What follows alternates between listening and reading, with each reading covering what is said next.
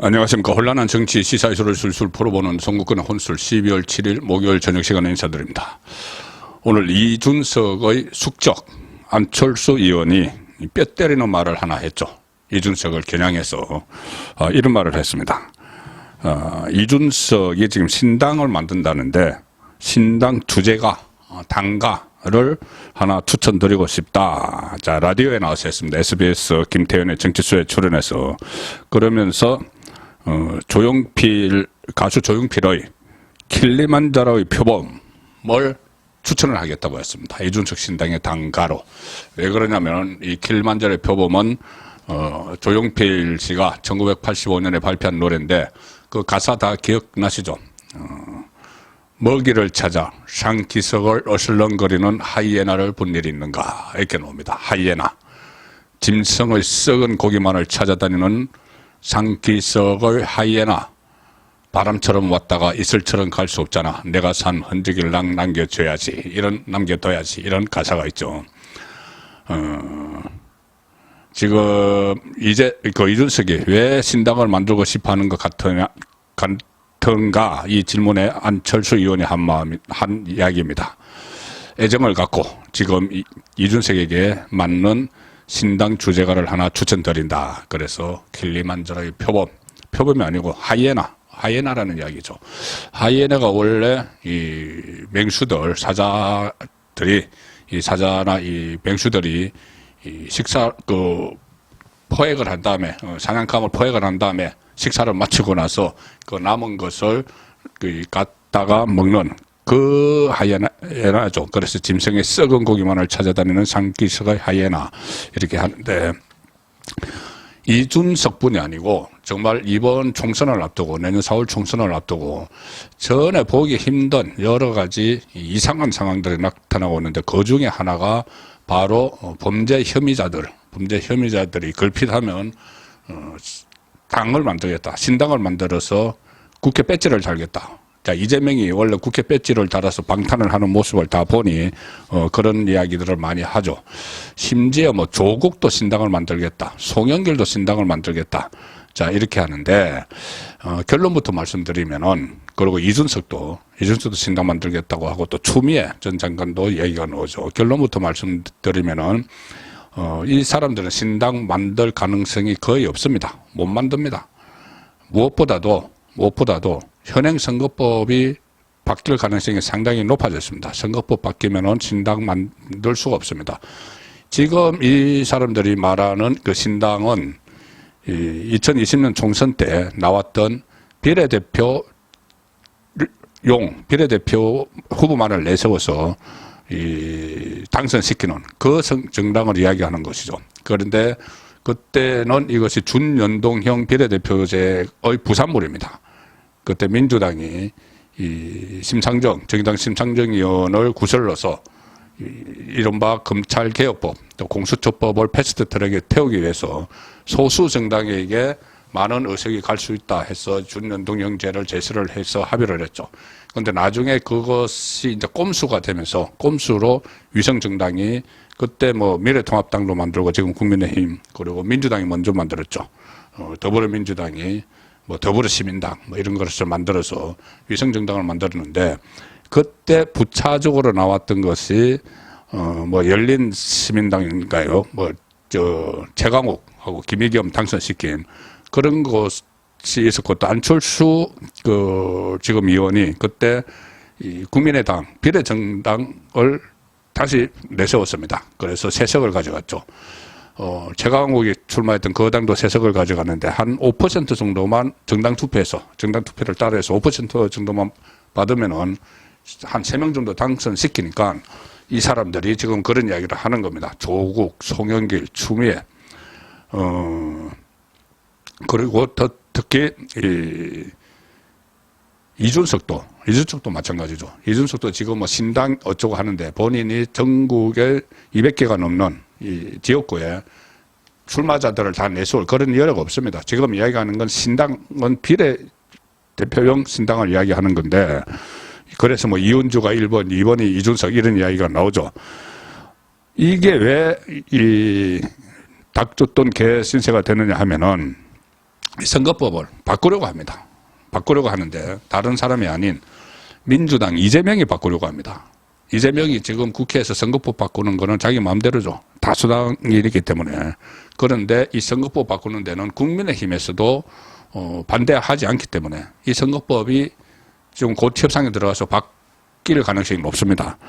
일단 민주당은 이 과거로 돌아가는 이 방향으로 논의를 하고 있는데 지역구 의석수와 상관없이 정당 득표율에 따라 비례 의석을 배분하는 것이 그 전에 20대 총선까지 2016년 총선까지 그 규칙이죠. 그걸로 돌아가는 겁니다. 지금 선거제는 비례대표 의석수를 지역구 의석수와 연동해서 배분을 하도록 하고 있죠. 그러니까 예를 들어서 5% 득표를 했는데 지역구에서 후보자가 하나도 5%만큼 가져가지 못했으면은 그냥 비례대표에서 5%만큼에 주는 겁니다. 의석을. 그러니 이 사람들은 그 지역구에 출마를 아예 안 시키고 비례대표만 출마를 시켜서 한 몇 석을 가져가는 그 전략이 가능한 것이 지금 4년 전에 그러니까 2020년에 한번 채택했던 준연동형 비례대표제죠. 그런데 민주당이 이걸 없애고 그 전 단계로 돌아간다. 그러면 비례대표형 위성정당은 아무것도 할 일이 없어집니다. 김영진 민주당 당대표 정무조정실장, 그러니까 이재명의 일을 봐주는 그 정무조정실장이죠.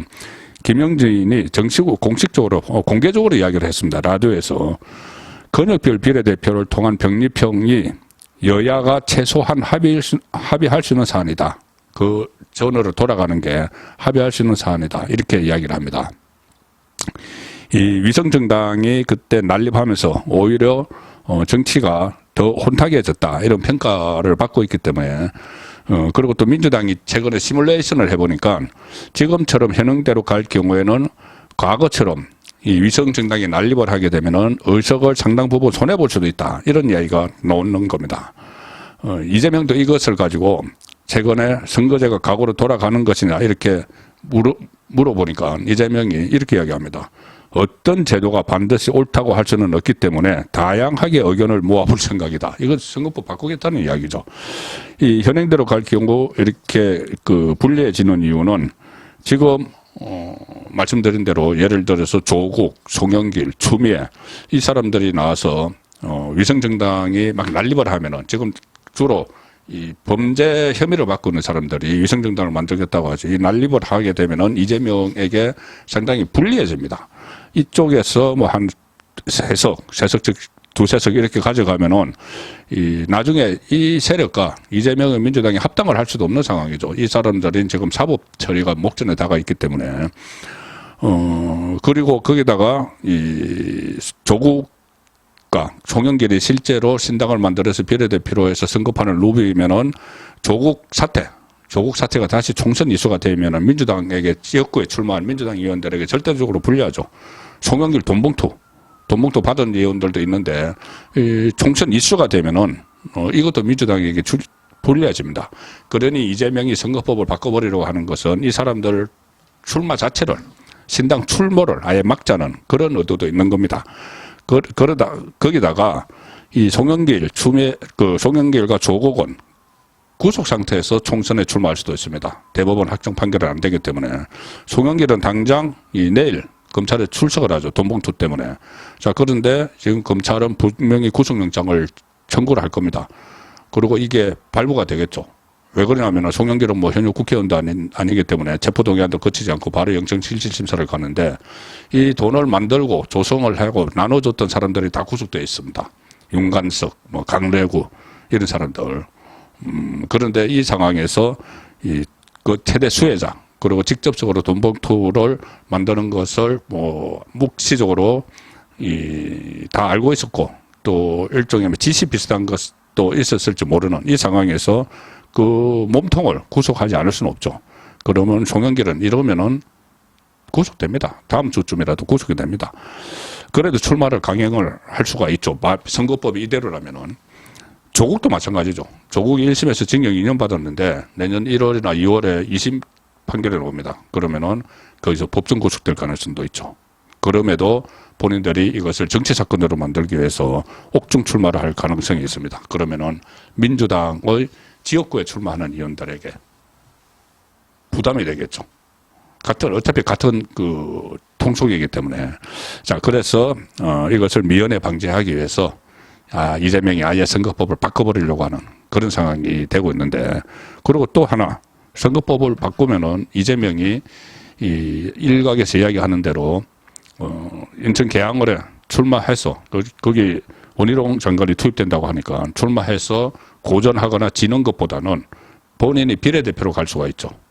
위성정당이 안 만들어지니까 더불어민주당의 비례대표로 가서 상위권에 포진을 하면 안전하게 또 이 금배지를 달 수 있다. 그런 계산도 하고 있을 겁니다. 자, 이렇게 되면은 또 한 명, 이준석도 타격을 받죠. 이준석도 사실상 위성정당을, 그러니까 비례대표 전용 정당을 지금 그 계산을 하고 있는데, 그렇게 되면은 그 비례대표용 정당은 만들 수 없게 되기 때문에 이재명에 의해서 이 사람들이 일망타진되는 그런 상황도 지금 예상을 할 수가 있습니다. 결국 그 다수당의 수장인 이재명이 싹 정리를 하게 되는 그 상황이 올 수도 있죠. 그런데 이재명 본인도 총선 전에 구속될 가능성이 있다. 당장 이번 주에 정기국회가 끝나면은 이재명에 대한 영장재 청구가 이르면 12월 중순 말, 늦어도 1월까지는 있을 수 있기 때문에 그렇습니다. 상당히 상황이 복잡한 것 같지만 어쨌든 이재명이 이 범죄 혐의가 있는 사람들이 정당을 만드는 것, 이것을 다 정리를 해버릴 수가 있다. 일망타진할 수가 있다. 그리고 본인도 결국은 총선에 나오지 못할 가능성도 배제할 수 없다. 그렇게 정리를 해봤습니다. 송국근의 혼술이었습니다.